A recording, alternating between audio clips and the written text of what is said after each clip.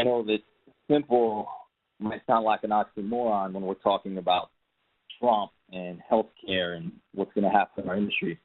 But I use the word simple in this sense because we've taken a lot of information and we've distilled it down to a very simple way for you to walk away today knowing what changes are coming, how these changes are going to affect you, and what you're going to need to do about it.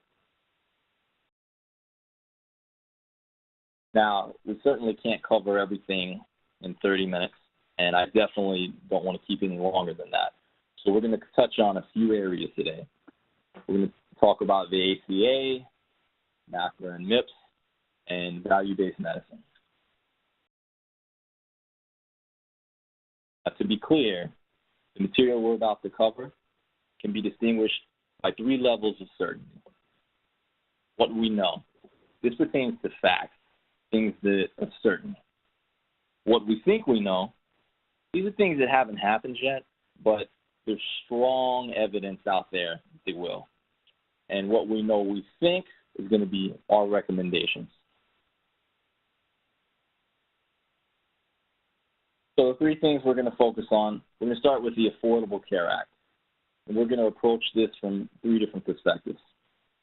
What Trump has said, what he's done, and the underlying circumstances. We're also going to talk about MACRA and MIPS and how will that be affected, as well as value-based medicine. Is it still going to continue on the same path, and what the next steps should be for us as providers. So, amidst all this speculation and uncertainty, it's important that we take inventory on what we actually do know. So, we know the surrounding circumstances. We know what Trump said, and we know what he's done. So we're going to get into that in a minute. But first thing we know is that healthcare is topping the list. Reuters did a nationwide survey. They surveyed Republicans, Democrats, Libertarians, people from all walks of life. And they said, name something important in our country for this transition. The survey says healthcare was the number 1 answer.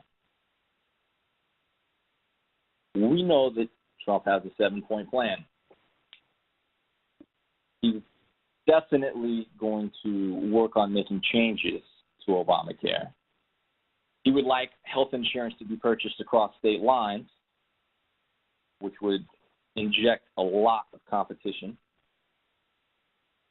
He's going to allow individuals to deduct insurance premium payments from their taxes, just like businesses can right now.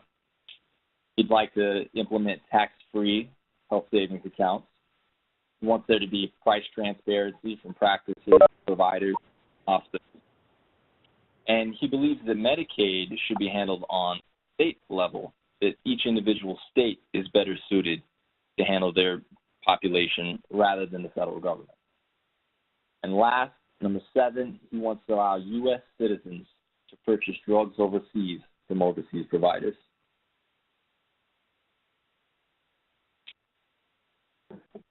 So going back to what Trump has said, a couple of his quotes, he doesn't think Obamacare is constitutional.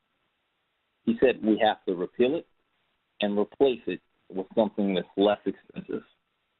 He went as far as to say that Obamacare can't be reformed, salvaged, or fixed because it's that bad. In addition to what he said, he hasn't taken office yet, but he already has taken action. These are 2 of his appointees that are significant. Seema Vera, she's going to be in charge of CMS. Now, what we know about her is from her time working on Medicaid in Indiana, she introduced the HIP 2.0, the Healthy Indiana Plan. And this was based on participants actually making monthly contributions to their insurance plan. And if they did not, depending on where they fell in the across the poverty line, they would either receive a lockout or a downgrade on their plan. Now, this actually led to Medicaid expansion within her state, and we feel that Medicaid expansion could be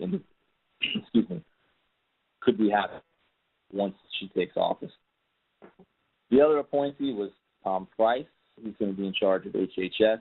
Now, he's actually one of the few who not only want to replace Obamacare, but who actually has a very organized and detailed plan in place. Now, the plan that he's proposed, well, actually, let me digress. There have been 4 times where he didn't just support a bill to replace Obamacare, he actually introduced it. And there's only been one piece of legislation that's reached the White House, and he was the chief sponsor of that. Now, what he's talking about doing moving forward, he wants to focus on tax credits, the health savings accounts, employer limits, and high-risk pools. So we've talked about a little about what Trump has done, a couple of things that he's said, and the surrounding circumstances. The reason we say that the ACA is almost certainly going to change to some extent is because even before these pieces were in place, the House had already voted in excess of 50 times to repeal all or parts of the Affordable Care Act. Now, we're going to look at the ACA from both a micro and macro, not to be confused with MACRA, perspective. So a lot of us are wondering, what about pre-existing conditions? Well, Trump has said, yes, that happens to be one of the strongest assets. So based on what he said, he indicates that he's going to try very strongly to keep that around. Same thing with children being able to stay on their parents' plan until the age of 26.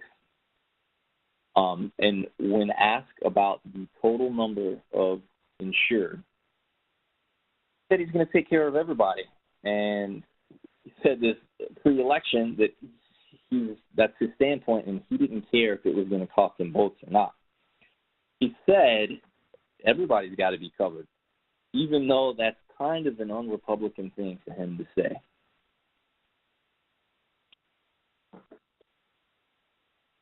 So the next item we're going to cover is MACRA and MIPS. Now, we get a lot of questions. Like, is MACRA or MIPS going away if the ACA is repealed or replaced? And the answer is no, because MACRA is actually a completely separate piece of legislation. It's completely independent from the ACA. Now, MIPS is starting January 1st.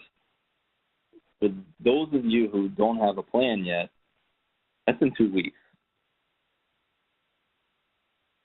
Some of you might have heard from our previous webinars that with MIPS, you can go 4 different ways. We're going to touch on those now. You need to pick your path. Option 1 being you don't participate in 2017, and if you don't participate, you can anticipate a 4% penalty. If you show some sort of effort, you submit something, you can avoid the penalty. If you would like to submit a partial year, at least 90 days, well, then you can expect, in addition to avoiding the penalty, some sort of bonus. And the 4th option, if you submit the full year's worth, you're eligible for the maximum bonus. Now, I think it goes without saying that CareOptimize, we highly recommend that you report fully. And there's going to be a couple different reasons for this. First, we'd like our clients to receive the most amount of bonus from incentive plans as possible. Also, and this might even be more importantly, is this is going to be competitive in nature. And if you choose to sit out in 2017, you're giving your peers a year's head start. And even, taking that out of the equation, 2018, you're not going to have a choice. It definitely counts. And so you like to get started as quickly as possible because you don't want to be behind, regardless of what your peers are doing. Now, if you don't have a plan in place, we actually have a dashboard where we can track the standing of all your providers. So if you'd like to know more, we'll give you more information at the end of this presentation.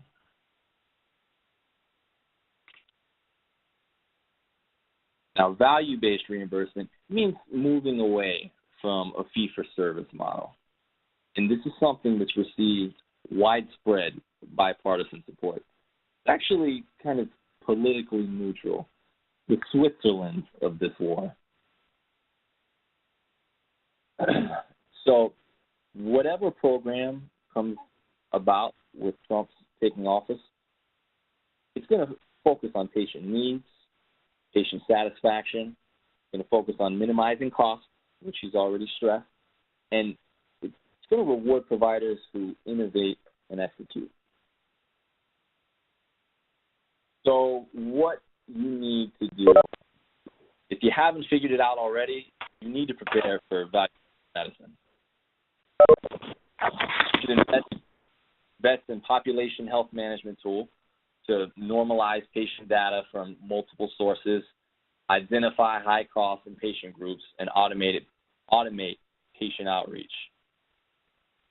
Also, you need to focus on MACRA bonus payment opportunities like MIPS, increased risk contracts with payers, and shared service programs. The fee-for-service models are being replaced with fee-for-value, and it's happening already. Even commercial payers are starting to ramp up bonuses. So with a few minutes we have left, I'd like to touch on a few of the tools that we offer. A lot of these, they're going to be free to our clients. If you're not currently a client, that's okay. We'll still run it for you at no charge. The first is the MIPS Readiness Assessment. It's something that's going to tell you exactly how much you stand to be gained or penalized. And it's going to tell you kind of like what a report card would. It's going to give you a snapshot on where you stand in 3 out of the 4 categories. And I say 3 because there's only 3 that are going to be taking effect in 2017. It's going to allow us to look to see the necessary, if you have the necessary processes in place within your EHR, and if you're scoring well in these categories. If you're not, we can get you trending in the right direction.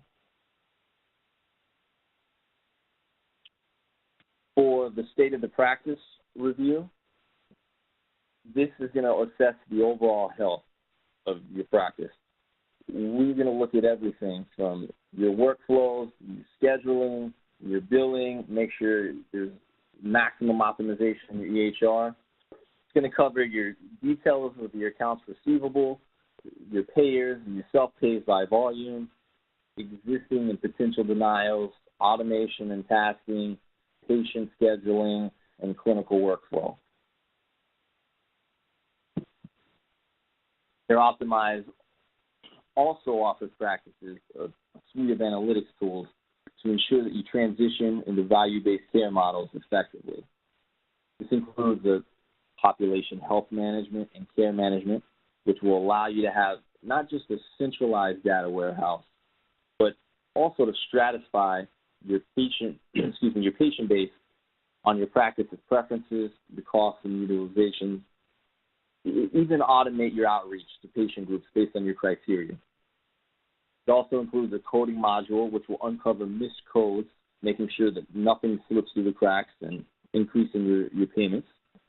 And the third thing is a MIPS management solution. This is a dashboard that will show you where each of your providers stand within the required categories, the care gaps.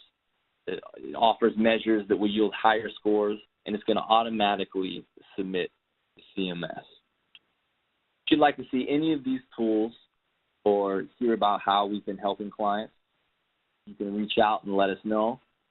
Our website is CareOptimize.com, and we would love to hear back from you. That being said, this concludes the presentation. Let's everybody go have a great weekend.